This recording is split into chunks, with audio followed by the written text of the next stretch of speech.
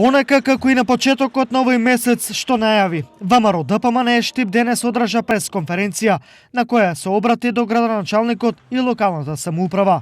Како што координаторот на Штипскиот огранок Иван Јорданов рече, пред било што на јавноста да и се обелодени, тие имаат неколку прашања. Кои се собственици на компанијата Делукс ДОО Штип? Каква е поврзаноста на градоначалникот со собствениците на оваа компанија?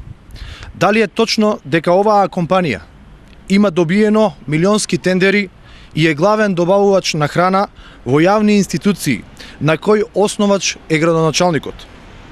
Го повикуваме градоначалникот уште веднаш да одговори на овие прашања. Воспротивно, доколку не собере храброст и доблест, ние ќе ја обелодениме целата вистина пред граѓаните, подкрепена со документи и докази. Јавноста ќе дознае дали оваа општество е општество за сите или за само неколкумина од Социјалдемократскиот сојуз.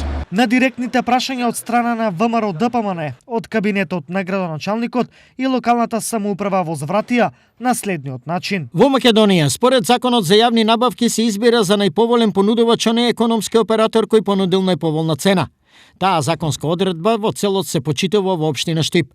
Посочените јавни набавки воопшто не се под ингеренција на градоначалникот и општината и токму поради тоа нема никаков судир на интереси. Несериозен е пристапот за дискусија на вакви теми. Во моментот кога градоначалникот го реализира децениски најважниот инфраструктурен проект, изградба на брана на река Отиња, од ВМРО ДПМНЕ одлучуваат да пласираат малограѓански теми и со нив да ја замајуваат јавноста.